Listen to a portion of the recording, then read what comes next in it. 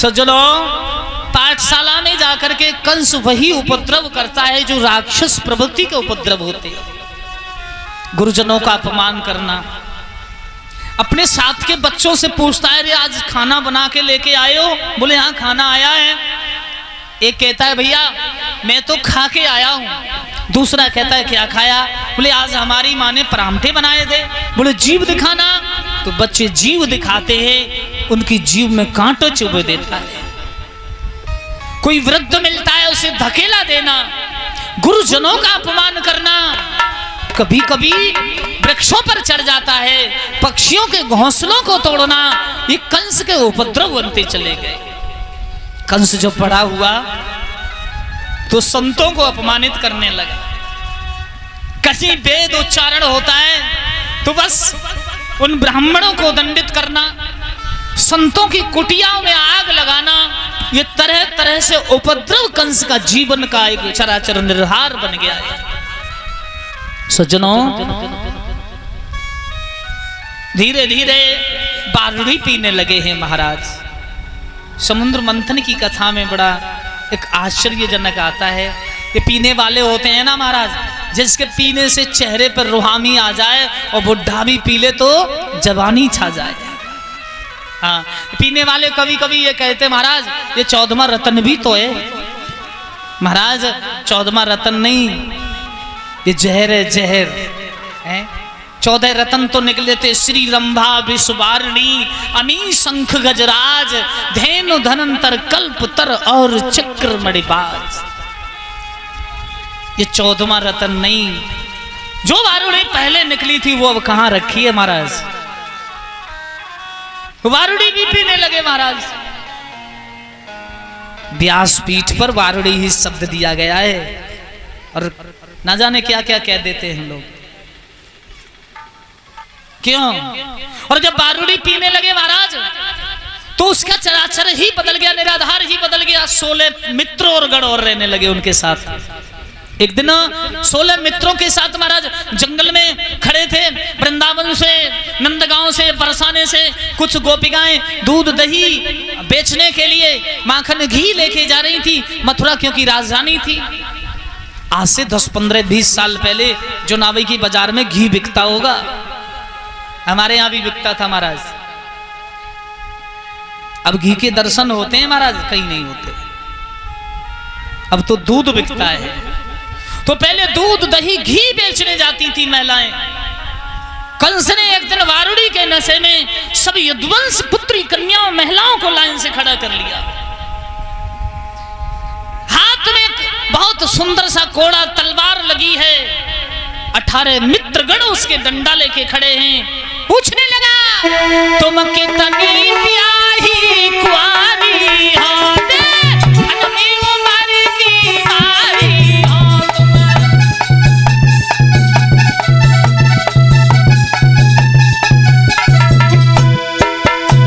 बोला वो कंस, तुम कितनी प्यारी कुंवारी हो,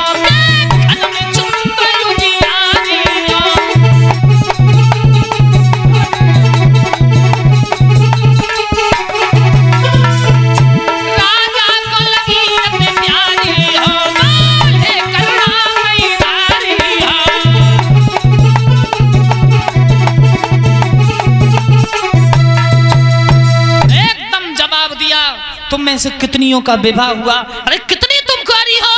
एक बोली भैया भैया हमारा विवाह गोकुल में हुआ है। दूसरी बोली भैया क्षमा कर दो हमारा विवाह वृंदावन में हुआ है। कंस कहने लगा वाह, क्या मथुरा के लड़के मर गए थे जो तुम्हारे माँ बाप ने तुम्हारा विवाह वृंदावन गोकुल नंदगांव जैसे गांव में किया?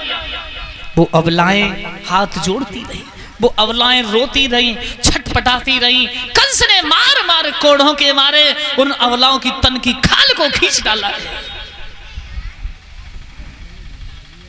लौट के घर आई हैं, अपने अपने माँ बाप से कहा है आज के बाद मथुरा नहीं जाएंगे। क्यों आज के बाद मथुरा नहीं जाएंगे? कंस दुराचारी है, अत्याचारी है, वो पापी है।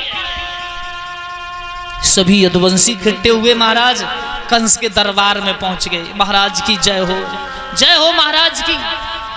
उग्रसेन ऊंचे सिंहासन पर बैठे। अरे भैया, आज से पहले इतने यादव इकट्ठे होके कभी नहीं आए, आज सब क्यों घबरा रहे हो? इतने यदुवंशी इकट्ठे होके क्यों आए हो? कारण क्या है? जवाब दिया, महाराज कारण ये है, तुम्हारे बेटा युवराज कंस ने हमारी कन्याओं के साथ अभद्रता की है। युवराज कंस को बुलाया जाए। महाराज दरबार में आया, लेकिन 16 मित्र उसके साथ, जिनके हाथ में कान से ऊंची लाठी, वारुड़ी पिए हुए एकदम मस्त। अरे समझाने का बड़ा प्रयत्न किया, बेटा तुम होने वाले राजा हो, और राजा ही अगर ऐसा उपद्रव करेगा तो प्रजा का क्या हाल होगा? कंस कहने लगा, हाँ तुम्हें पता नहीं अभी मथुरा का राजा कैसा होना चाहिए? और कोई नहीं बोला। जो 18 मित्र उसके थे, कंस जैसा होना चाहिए। दौड़ा, उग्रसेन को पकड़ा, मुकुट उतारा, स्वयं बांध लिया, हाथों में हथकड़ी, पैरों में बेड़ी डाल करके उग्रसेन को जेल में डाल दिया और कहा, यादवों आज के बाद अगर तुम्हारी पत्नियां कन्याएं दूध दही लेके हमारे चरणों में नाक को नहीं रगड़ा, उसी दिन हम तुम्हें पकड़ के यमुना में डुबा देंगे, जेल में डाल देंगे। महाराज एक तो दुष्ट प्रभाव के तो थे, और पद और मिल गया। अगर किसी दुष्ट प्रभाव के आदमी को पद मिल जाए तो वो अपना असर छोड़ता नहीं, वो उस पद का पूरा ही फायदा उठा के छोड़ते हैं। महाराज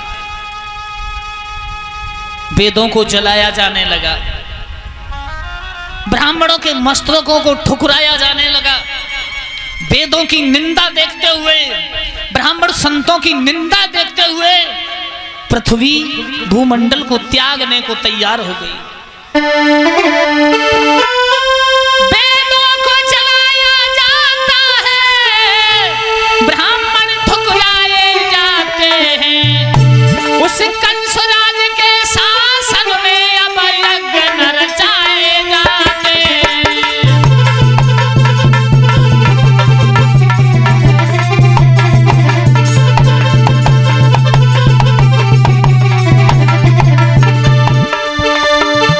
वेदों को जलाया जाता है, यज्ञ न रचाया जाता है, उस कंस राज के शासन में ब्राह्मण ठुकराए जाते हैं।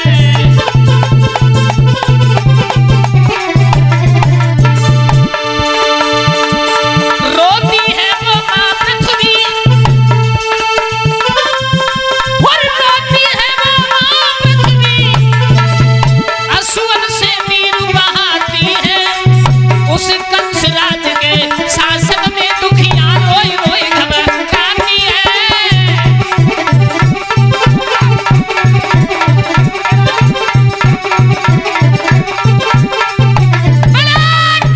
उस कंस के शासन में वो दुखिया मां पृथ्वी रो रो के आंसू बहा रही थी।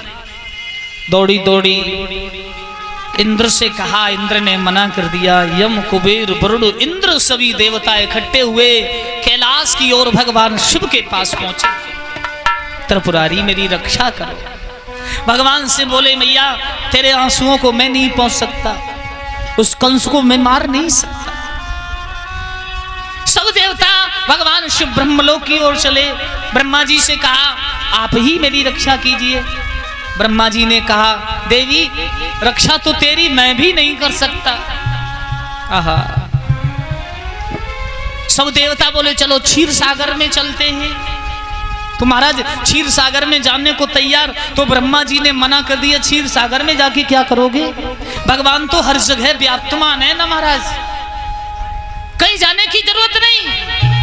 जवाब दिया, हरि व्यापका सर्वत्र समाना, और प्रेम से प्रगटा होई मैदाना।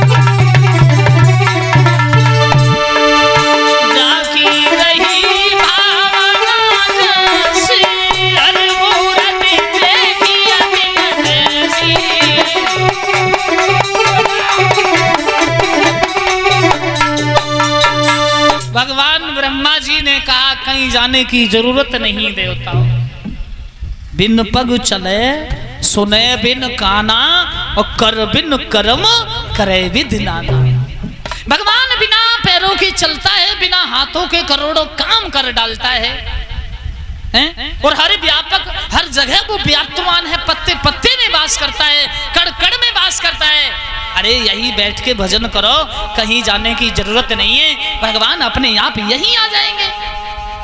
अरे जिसकी जैसी भावना इच्छा होती है भगवान उसी के रूप में अभी दर्शन देंगे।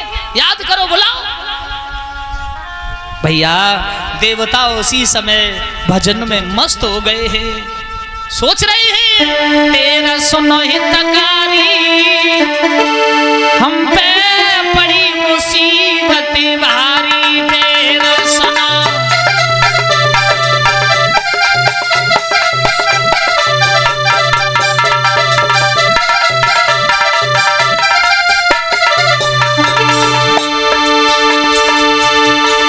तेरा सुनो हितकारी, हम पे पड़ी मुसीबत भारी, तेरा सुनो।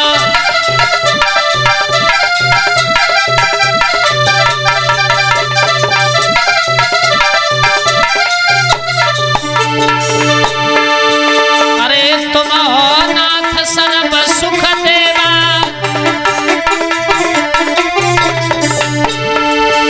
और कैसे करें तुम्हारी सेवा।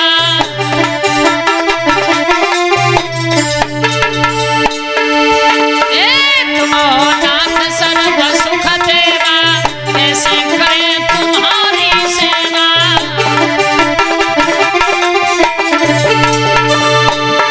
दीन हितकारी, दीन हितकारी, हम पे बड़ी मुसीबत भारी, तेरा सुनो।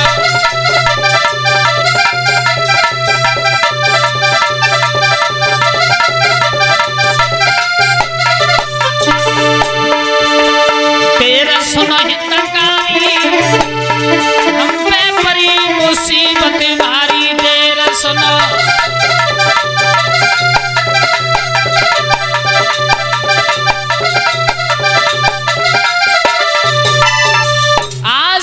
देवताओं ने वो करुण पुकार की विनती की है, प्रभु आप आ जाओ, जल्दी से आ जाओ, आपके बिना संसार में हमारा कोई नहीं।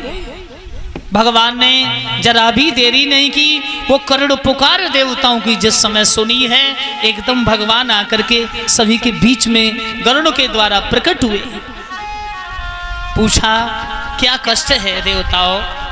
सभी देवताओं ने अनुग्रह किया है, मां पृथ्वी धैर्य खो रही है। भगवान ने कहा कोई बात नहीं, मैं बहुत जल्दी आ रहा हूं, मां बहुत जल्दी आ रहा हूं। कि मेरी पृथ्वी प्यारी पृथ्वी, मैं तेरा कष्ट मिटाऊंगा, और कृष्ण बन करके मथुरा में मैया जल्दी से आऊंगा।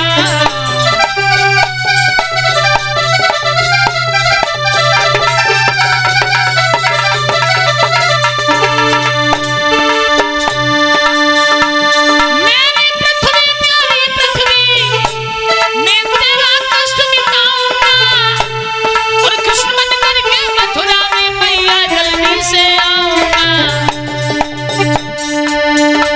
ब्रह्मा ने कहा बधाई हो, भगवान मथुरा में आते, उन्हीं की सेवा करने को गोपी वाला बन जाते।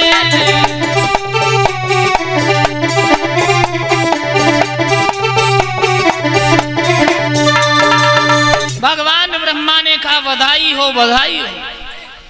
भगवान ने कहा मां मैं कृष्ण बन करके बहुत जल्दी आ रहा हूं, बहुत जल्दी आ रहा हूं। ब्रह्मा ने कहा बधाई हो प्रभु, आपके आने का इंतजार है, आइए।